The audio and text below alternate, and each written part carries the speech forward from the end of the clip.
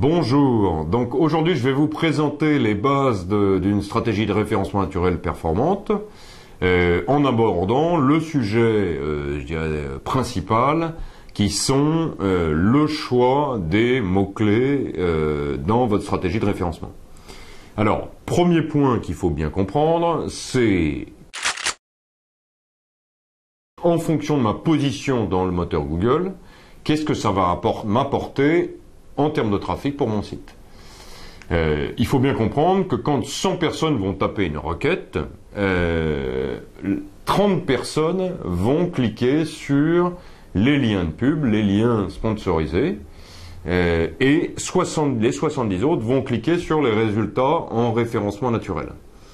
Donc on voit déjà que 70 personnes sur mes 100 personnes vont cliquer sur les résultats en référencement naturel. Donc c'est plus de 2 fois le volume qui va être généré en trafic par les liens sponsorisés. Donc déjà, premier point, le référencement naturel, c'est extrêmement intéressant en termes de volume. Ensuite, tout le monde n'est évidemment pas égal.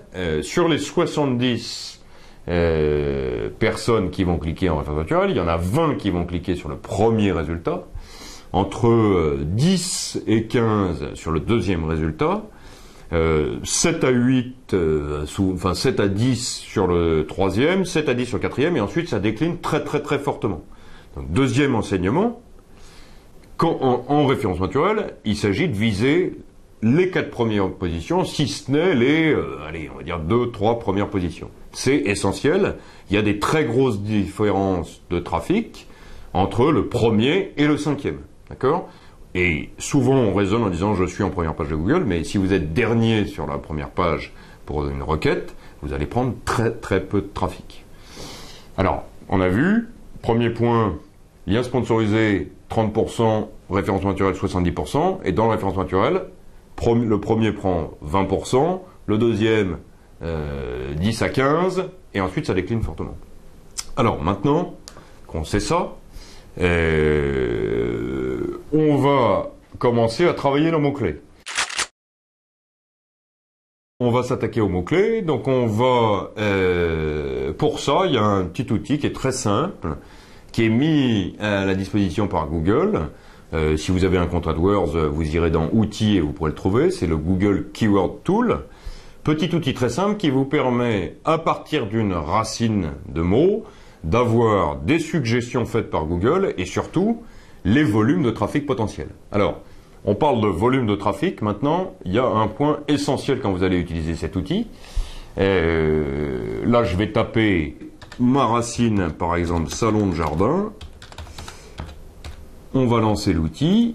Et alors, ce qui était essentiel, vous voyez sur la colonne de gauche de l'outil, vous avez le type de correspondance. Et là, il y a 3 types. Large, exact et expression. C'est essentiel de cocher exact. C'est-à-dire que là, Google va vous fournir le volume mensuel moyen de requêtes tapées par les utilisateurs exactement. C'est-à-dire exactement les gens qui ont tapé salon de jardin. On verra après ce que veut dire expression et large. On va même dire tout de suite pour expression, c'est intéressant. Expression, ça va vous donner le volume mensuel tapé pour les mots-clés incluant la racine salon de jardin. Alors, prenons notre mot-clé salon de jardin maintenant.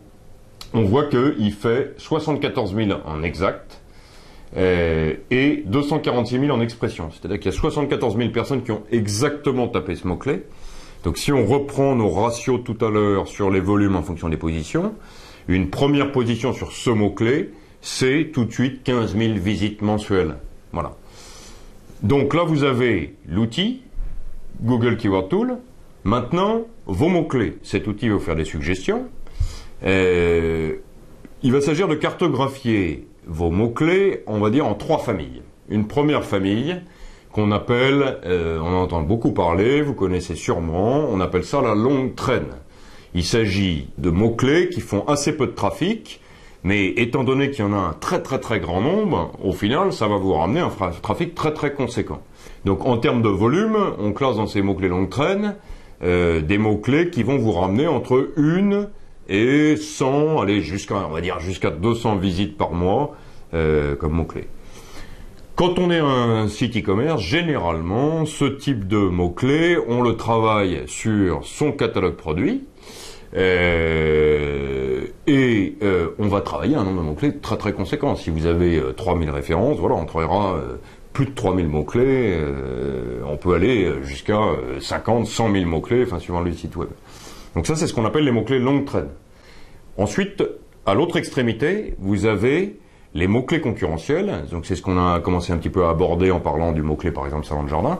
Donc là, généralement, on qualifie de mots-clés concurrentiels, ça va dépendre un peu des domaines d'activité, mais on va dire c'est tous les mots-clés qui vont commencer à générer entre 8000 et beaucoup plus requêtes mensuelles.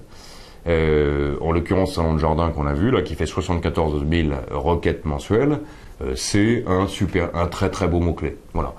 Généralement, les mots-clés concurrentiels vont faire entre 10 000 et 40 000 requêtes mensuelles. Ça, c'est nos mots-clés concurrentiels. Et au milieu, entre nos longues traînes et nos mots-clés concurrentiels, on a un certain nombre de mots-clés qu'on appelle, nous, moyennes traînes, voilà, assez classiquement, qui sont généralement plus nombreux que les mots-clés concurrentiels et qui vont représenter des volumes de trafic entre 200 et 2-3 000 requêtes mensuelles. Donc ça veut dire que si vous êtes premier avec 3 000 requêtes mensuelles, ça fait quand même 600 visites. Hein. Donc c'est à pas négliger. Si on prend encore notre thématique là que je prends en fil rouge du salon de jardin, on va dire salon de jardin, 74 000, c'est un de nos top mots-clés concurrentiels. Ensuite, vous avez salon de jardin pas cher, qui est effectivement plus bas, à 14 800, mais ça reste un très très beau mot-clé. Je suis premier là-dessus, je vais faire mes 3000 visites mensuelles. D'accord ? Et après ça, vous avez, par exemple, salon de jardin fer forgé. Là, on est sur 700 visites. On est à la limite de la longue traîne, quoi. Salon de jardin fer forgé pas cher. Là, on va être en plein dans la longue traîne. Voilà. Donc là, vous avez bien compris. On a eu petit 1, volume de trafic en fonction de la position. Petit 2, la cartographie. Quels sont mes mots-clés longue traîne? Quels sont mes mots-clés concurrentiels? Et ma moyenne traîne. J'ai la cartographie de mes mots-clés, maintenant il va s'agir de les travailler. Voilà. Maintenant qu'on a parlé de notre cartographie, il faut savoir que ça va dépendre des domaines d'activité, mais que assez classiquement, sur un site qui est très bien travaillé au niveau du référencement naturel, vous allez avoir 50% de votre trafic qui va provenir de la longue traîne, des mots-clés longue traîne, voilà, et 50% de votre trafic qui va provenir des mots-clés très concurrentiels et moyenne traîne. Voilà. Alors maintenant, sur les mots-clés concurrentiels, comment les choisir? Parce que là, on a parlé jusqu'ici de trafic, mais évidemment, on travaille tous pour que derrière ce trafic se transforme en commande. Donc ce qui est essentiel, c'est de sélectionner les mots-clés qui ont le bon couple trafic par taux de transformation et commande générée derrière. Hein? Bien entendu, j'ai mon mot-clé qui fait 74 000 visites. Si derrière j'ai une taux de transfo nul, je ferai 0 commande, 0 chiffre d'affaires, aucun intérêt. D'accord? Prenons un exemple de mot-clé avec des taux de transformation classiques. On va prendre casque audio. Casque audio, très beau mot-clé, 49 500 en requête exacte. Ça veut dire, derrière, si je suis premier, je vais faire aux alentours de 10 000 visites mensuelles. On va prendre comme hypothèse, j'ai un bouton de transfo, mon site est bien fait, mon ergonomie est correcte, j'ai du cross-selling, tout ce qu'il faut. Je vais faire à peu près 1% et demi. Donc ça veut dire que chaque mois, ce mot-clé, si je suis premier, il va me générer 150 commandes. Beau panier moyen sur ce business-là, 80 €, ça veut dire que je vais faire à la fin du mois, avec une première position sur ce mot-clé, 12 000 €. 12 000 €, intéressant. Donc là, c'est ça qui est important, c'est de bien comprendre que maintenant, je vais prendre la liste de mes mots-clés concurrentiels potentiels, et pour chacun de ces mots-clés, je vais calculer le chiffre d'affaires potentiel. Alors maintenant, vous allez me dire, vous ne connaissez pas forcément, vous lancez une activité, vous ne connaissez pas le taux de transformation forcément sur les mots-clés. Là, il faut se renseigner et surtout tester. Vous avez peut-être déjà fait des campagnes AdWords, ou si ce n'est pas le cas, vous pouvez très bien faire une campagne AdWords. Alors, un conseil, quand vous allez tester votre campagne AdWords, mettez assez de budget et payez des clics assez chers pour vous être dans les 3 premières positions. Pour que le comportement soit le même que le comportement en référencement naturel. Voilà. Donc, voilà, je crois qu'on arrive à la fin de ce que je voulais vous dire aujourd'hui. Donc, on a vu, d'abord, petit 1, le référencement naturel, c'est très intéressant parce que de toute façon, c'est 2 fois plus de volume que les liens sponsorisés. Deuxième point, dans le référencement naturel, il n'y a pas photo. Si vous êtes dernier sur la première page, ça n'a pas d'intérêt. Ce qui est essentiel, c'est d'être premier, deuxième, troisième, quatrième. Voilà. Au-delà, vraiment, c'est assez anecdotique, surtout par rapport à l'énergie dépensée. Ensuite, on a vu cartographie des mots-clés, la longue traîne, les mots-clés concurrentiels, la moyenne traîne, un site bien équilibré dans un domaine d'activité assez classique. 50% du trafic, ça va être les mots-clés concurrentiels, 50% ça va être la longue traîne. Et puis ensuite, dans mes mots-clés concurrentiels, on ne va pas pouvoir travailler un nombre infini de mots-clés. Donc il s'agit de taper dans le mille. Vous devez travailler à partir du volume d'affaires que ça va vous générer par rapport à votre site, la gamme de produits que vous proposez. Voilà. Si vous êtes premier et que derrière vous ne vendez pas, ça n'a pas d'intérêt. Voilà.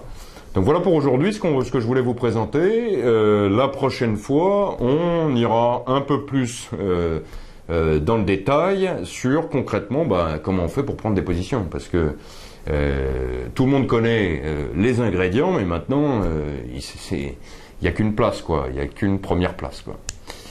Voilà, à très bientôt.